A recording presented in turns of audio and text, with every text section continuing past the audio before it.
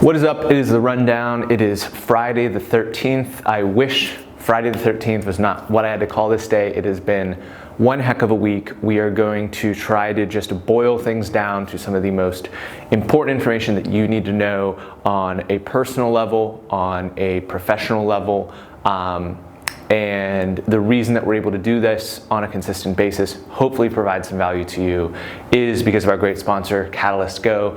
If you're watching, if you continue to watch, you've probably heard us talk about Ken and thinking through autonomy. If you're spending more time inside, if you're spending more time away from other people, definitely encourage you to listen to him, interview all sorts of experts about autonomous vehicles and drones. But in the meantime, we're going to talk about some of the most important points associated with COVID-19 and the things that you need to understand. The starting point is, I'm no doctor. The reason that Hannah's not here has nothing to do with her being sick. She's got a leak in her roof at her place that she's dealing with. So I'm going to try to boil this down to just a couple important points. The first thing that we're going to actually do is completely cut me out of the picture. We're going to go to one of the top doctors in the state of Ohio answering two very basic questions that I've been thinking about a lot. I think that these are super salient questions that need to be understood. The first is from how this virus ends up slowing down. What are the impact of that? The concept of herd immunity, the concept of the likelihood that if you get the virus, could you get it a second time? Felt like he had an insightful answer. I think there's a lot unknown, and I think it's possible people could get it again. I'm pretty confident if you did get it again, it would be very mild because you would have a good immune system. There's so much that we don't know yet. I mean, this is a disease that's like 3.5 months old, and literature and papers are just starting to come out. The next question, and I think a reasonable source of optimism, is that in the summer this could slow down or peter out for a variety of factors. This was his answer to the question of what impact the summer could or would or might have on the spread of the virus. That's a great question, and it may help a little bit, but right now coronavirus is spreading in countries who are having their summer. So people probably saw today that Tom Hanks and his wife in Australia at the end of their summer have coronavirus, and presumably they got it in coronavirus. So I think it's overly optimistic to think that more sunlight and warm weather will really slow things down a lot. It might help somewhat. In the flu epidemic of 1918, it did slow down in the summer and then picked up again in the fall. If that happened, we might have a vaccine by fall, which would be fantastic. One more comment about the flu epidemic, about this idea of social distancing. In 1918, the city of St. Louis decided to sort of have, cancel all their events, cancel school, etc. They had much fewer fatal cases of influenza than cities that didn't do that. So this concept of, stop going to events that are more than your close family and friends. We need to do it. So those are just some basic facts from an actual medical expert on what's going on. Obviously, I have no education or skills in biology to verify those things, but those were two important questions that I had that were revealed through his answers, so hopefully those are valuable to you. The next point is, how seriously do we need to take this? The US is woefully under-testing for cases of COVID-19. My presumption is that it has spread pretty extensively throughout the country, and the ramifications of that are going to come to bear over the coming weeks.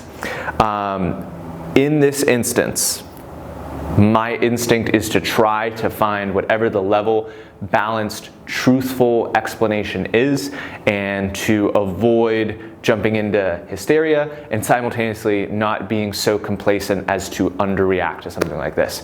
The tricky thing, the paradox of a situation like this, is that you are most likely going to look dumb in either instance. If you underreact and we see the sort of really troubling outcomes that are coming out of both northern Italy and the nation of Iran, that is literally a world in which there are mass burials. That is a world in which doctors and healthcare providers have to make really difficult choices because of the lack of ventilators and other core pieces of of medical supplies needed to fight and treat this condition.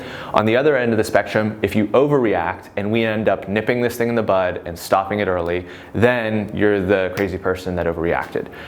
100 times out of 100, I would rather be the person that overreacted. Over the long term, no smart person is going to hold it against you that you overreacted to something that is admittedly scary. So what that means is our team isn't in the office today, and you've seen a ton of companies, particularly the tech companies, were very quick to move to allowing people to work remotely. We're seeing some schools, we're seeing some churches close. There's plenty of other ones that are not, that have not yet. I think that that is a mistake. If I had the authority to, all of those things would be closed, people would be staying at home and isolating themselves to the maximum degree. If someone, the statistics here are shockingly varied from younger populations to older populations. One of the other ways to analyze something like this is to, there's a classic truism in investing: don't tell me what to invest in, don't tell me, make a recommendation, tell me what's in your portfolio. That gets past any sort of issues from an incentive standpoint that people might have in making an investment recommendation. You're not going to get that here. I have thoughts, but you're not going to get that here, unfortunately. But from the vantage point of what am I doing tangibly, stocking up on some basic supplies, not overreacting, stocking up some basic supplies at home, isolating myself as much as possible, recommending that to my parents who are at greater risk than I am as a relatively young and healthy person. Those are all reasonable actions. Similarly, I'm not shaking hands with anyone. I'm not high-fiving. I'm not even giving knucks. Here's a couple solutions for how to deal with that. If for some reason you feel obligated to go to an event, walk around with your drink and your phone in your hand. That's what I did. I went to an event earlier this week and left very promptly. Walk around with something in each of your hands, and it immediately eliminates the possibility for the quick or non-thinking handshake, high five, anything like that. If you don't have that option, if you're somewhere else, it is as simple as putting your hands together like this. No one is going to reach for your hands if your hands are like this.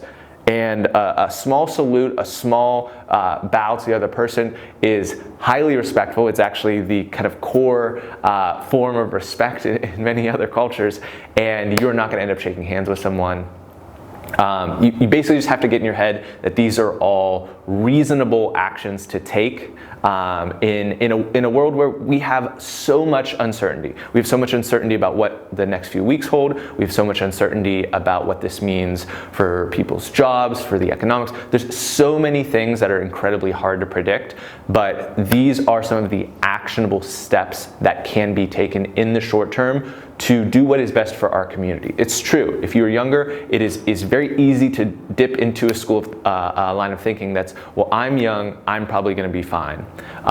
Don't go to a senior center. Do not, under any circumstances, take for granted that your capacity to spread this virus will not only have implications for you, but can have implications for your loved ones, can have implications for families and communities that are significantly less fortunate than you may be if you were even watching this video. So take this seriously. Do not panic. Take heart and pride in the fact that we have an enormous capacity to mobilize against a threat like this, and it is something that we will ultimately get through. It's incredibly hard to find optimism or perspective in times like these. It is a balancing act that we're all dealing with. Have a little bit extra empathy and compassion for your fellow person, and continue to keep your head up. We're here for you. Thank you for watching the rundown, and God bless.